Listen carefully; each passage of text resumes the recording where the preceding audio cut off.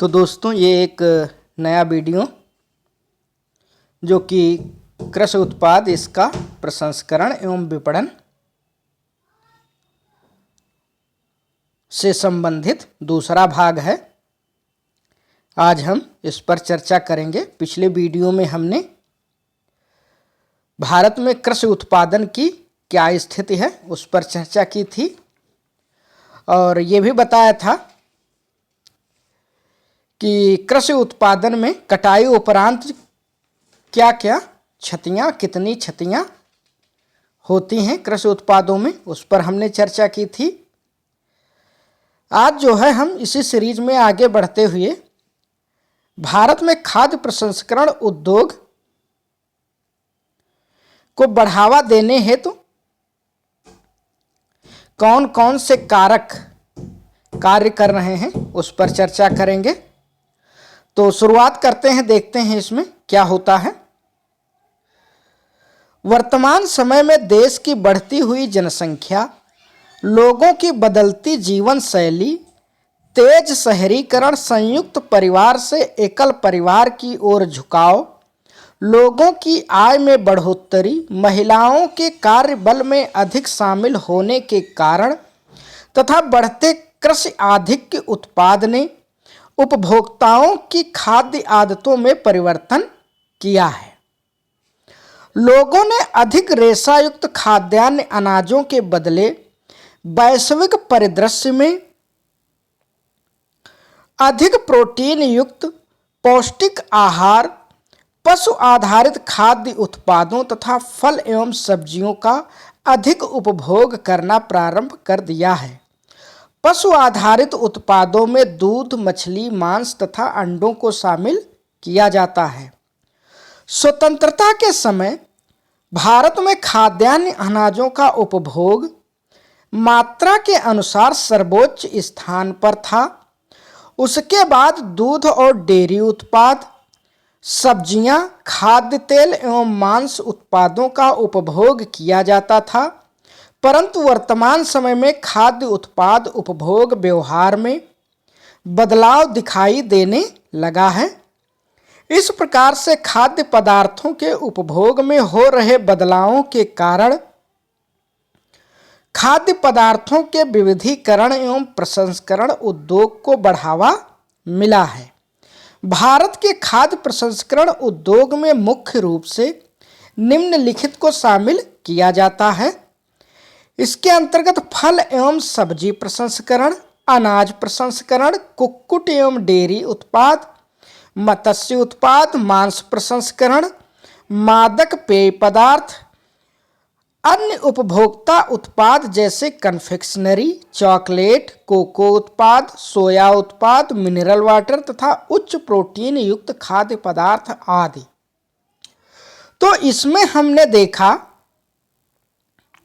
कि खाद्य प्रसंस्करण उद्योग किस तरह से, कौन कौन से कारक हैं जो इसको बढ़ावा दे रहे हैं। ठीक है, पिछले वीडियो में भी हमने इसकी क्षति का वर्णन किया था कि कटाई उपरांत कृषि उत्पादों में जो क्षति होती है उसको कम करने के लिए भी खाद्य प्रसंस्करण उद्योग को बढ़ावा मिला है। तो ये प्रश्न कभी कभी इसमें पूछ लिया जाता है कि भारत में खाद्य प्रसंस्करण उद्योग को बढ़ावा देने वाले कौन कौन से कारक हैं। तो आप इसमें ध्यान रखेंगे, पहला कारक देश की बढ़ती हुई जनसंख्या, आगे उसके लोगों की बदलती जीवन शैली, फिर तेज शहरीकरण, संयुक्त परिवार से एकल परिवार की ओर झुकाव, लोगों की आय में बढ़ोतरी, महिलाओं के कार्यबल में अधिक शामिल होना और कृषि आधिक्य का अधिक उत्पादन होना। ठीक है, ये कुछ कारण हैं जो खाद्य प्रसंस्करण उद्योग को बढ़ावा दे रहे हैं। ठीक है, तो आप इसको जो है नोट जरूर करते जाइएगा, अपने जो है एक नोट्स बना लीजिएगा और उसमें लिखते जाइएगा, जिससे जो है आपको परीक्षा के समय समझने और पढ़ने में आसानी रहेगी। आगे देखते हैं। इसके आगे खाद्य प्रसंस्करण क्षेत्र में भारत की स्थिति देखते हैं, क्या स्थिति है। देश में खाद्य प्रसंस्करण उद्योग को बढ़ावा देने के लिए जुलाई 1988 में खाद्य प्रसंस्करण उद्योग मंत्रालय की स्थापना की गई थी। भारत में खाद्य प्रसंस्करण उद्योग एक नया तथा उभरता हुआ उद्योग है। खाद्य प्रसंस्करण क्षेत्र में वर्ष 2020-21 में कृषि क्षेत्र में 11.57% तथा विनिर्माण क्षेत्र में 10.54% सकल मूल्यवर्धन में योगदान किया है।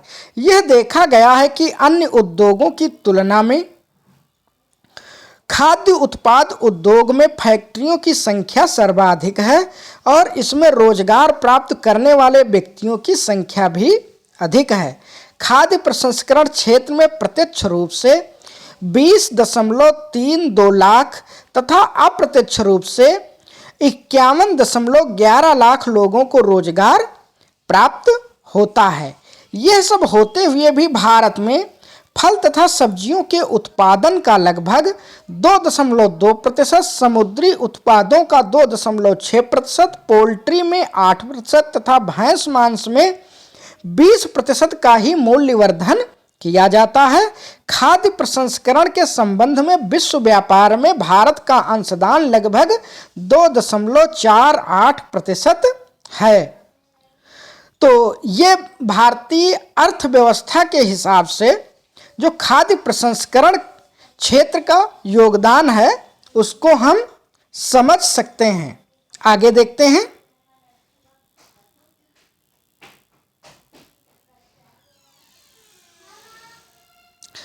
अब देखते हैं खाद्य प्रसंस्करण जो है उद्योग का महत्व क्या है। इसमें देखते हैं कृषि उत्पाद प्रसंस्करण एक प्रक्रिया है जिसमें कृषि उत्पादों अन्न, दलहन, तिलहन, मसाले, फल तथा सब्जियों, मछली, दूध, अंडा तथा मांस आदि उत्पादों में कटाई उपरांत होने वाली क्षति में कमी लाने, उनकी उत्तरजीविता जिसको सेल्फ लाइफ बोलते हैं बढ़ाने तथा मूल्यवर्धन किया जाता है। इस प्रक्रिया में कृषि उत्पादों अथवा कच्चे माल की आपूर्ति, सफाई, वर्गीकरण, सुखाना, भंडारण तथा प्रसंस्करण आदि को शामिल किया जाता है। खाद्य प्रसंस्करण का महत्व निम्नलिखित प्रकार से है। अब हम इसको बिंदुवार समझते हैं कि कौन कौन से महत्व हैं। तो पहला है कृषि उत्पादों की उत्तरजीविता बढ़ाने के लिए, दूसरा है किसानों को अतिरिक्त लाभ सुनिश्चित करने के लिए, फिर नई आर्थिक क्रियाओं को बढ़ावा देने के लिए, रोजगार के नए अवसर सृजित करने के लिए, पोषण स्तर में सुधार करने के लिए, खाद्य सुरक्षा को सुनिश्चित करने के लिए, कृषि में विविधता को बढ़ावा देने के लिए, निर्यात आय को बढ़ाने के लिए और आखिरी है खाद्य मुद्रास्फीति के समाधान के लिए। ठीक है, क्या होता है मुद्रास्फीति में? समय समय पर आप देखते हैं कि कहीं प्याज के दाम बढ़ जाते हैं, कभी टमाटर के दाम आसमान छूने लगते हैं। तो इन सब स्थितियों के समाधान के लिए खाद्य प्रसंस्करण उद्योग का बहुत ही ज़्यादा महत्व है। तो ये महत्व पर प्रश्न पूछा जा सकता है, इसको आप अच्छे से तैयार करिएगा। ठीक है, आगे देखते हैं इसी में। अब देखते हैं खाद्य प्रसंस्करण उद्योग के समक्ष चुनौतियां कौन कौन सी इसमें जो हैं चुनौतियां आ रही हैं। तो पहली चुनौती है शीत श्रृंखला, पैकिंग, ग्रेडिंग केंद्रों तथा अन्य भंडार गृहों जैसी पर्याप्त बुनियादी सुविधाओं में कमी होना। दूसरा बिंदु है पर्याप्त गुणवत्ता नियंत्रण और परीक्षण प्रयोगशालाओं की बुनियादी सुविधाओं का उपलब्ध न होना। अगला बिंदु है कृषि उत्पाद आपूर्ति श्रृंखला में अक्षमता का होना। अगला है कृषि उपज की प्रसंस्करण योग्य किस्मों का अभाव। फिर है कच्चे माल की उपलब्धता का मौसमी होना, माल ढोने की उच्च लागत का होना, उच्च कराधान का होना।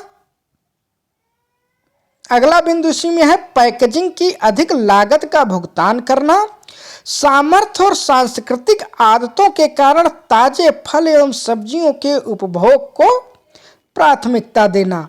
हम आप सब लोग देखते हैं कि रोजमर्रा की जीवन जो है उसमें उपभोक्ता बाजार को जाता है और वो कोशिश करता है कि हम ताजे फल और ताजे ही सब्जियों का उपभोग करें, उन्हीं को खरीदें। ठीक है, तो ये एक जो है इसके समक्ष चुनौती है। तो ये 9 प्रकार की चुनौतियां हैं। आगे इसमें देखते हैं क्या है। अगला बिंदु है इसी से संबंधित, खाद्य प्रसंस्करण उद्योग को बढ़ावा देने हेतु सुझाव। ठीक है, ये जो चुनौतियां हैं इनसे निपटने हेतु हमें क्या करना चाहिए और हम खाद्य प्रसंस्करण उद्योग को कैसे आगे बढ़ा सकते हैं, इस पर चर्चा करते हैं। एक सशक्त और गतिशील खाद्य प्रसंस्करण क्षेत्र कृषि गतिविधियों के विविधीकरण में एक उल्लेखनीय भूमिका निभाता है। यह मूल्यवर्धन के अवसरों में सुधार लाने के साथ कृषि खाद्य उत्पादों के निर्यात हेतु अधिशेष का सृजन करता है। इसके लिए खाद्य प्रसंस्करण मूल संरचना में सुधार की नीतियों और योजनाओं सहित प्रौद्योगिकी का उन्नयन और गुणवत्ता मानकों को लागू करना, खाद्य प्रसंस्करण में निवेश को बढ़ावा देना शामिल है और इस प्रकार घरेलू बाजार तथा निर्यात वृद्धि में सहायता दी जाती है। खाद्य प्रसंस्करण से मूल्य वृद्धि, खाद्य पदार्थों की उत्तरजीविता में वृद्धि तथा क्षति में कमी आती है। यह किसानों को उचित मूल्य देने के साथ रोजगार के अवसर प्रदान करता है और उपभोक्ताओं को विविध तथा पौष्टिक भोजन मिलता है।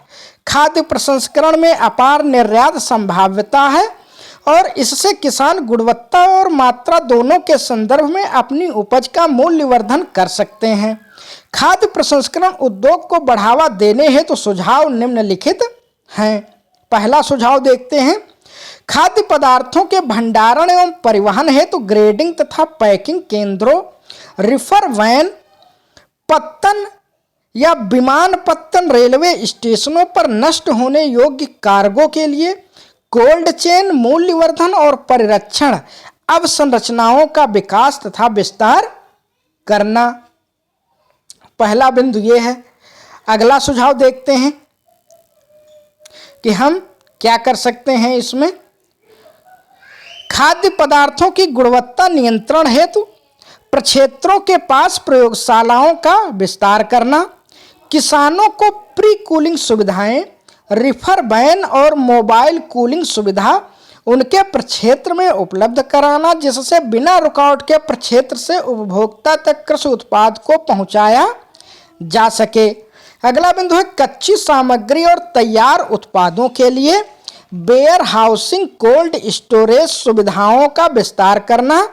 एक अध्ययन से पता चला है कि देश में 61.13 मिलियन मीट्रिक टन की अनुमानित कोल्ड स्टोरेज की आवश्यकता है, परंतु वर्तमान समय में 23.51 मिलियन मीट्रिक टन क्षमता ही उपलब्ध है, तो इसका विस्तार किया जाए।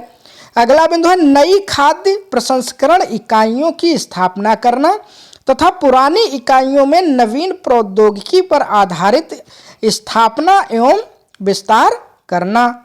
अगला बिंदु है संचालित हो रहे बूचड़ खानों का आधुनिकीकरण करना तथा मांस के घरेलू खपत एवं निर्यात के साथ जोड़ने की आवश्यकता है। अनाधिकृत रूप से संचालित हो रहे बूचड़ खानों को आगे बढ़ने से रोकना चाहिए। तो ये कुछ सुझाव हैं जिनमें हम सुधार करके जो है खाद्य प्रसंस्करण उद्योग को आगे बढ़ा सकते हैं।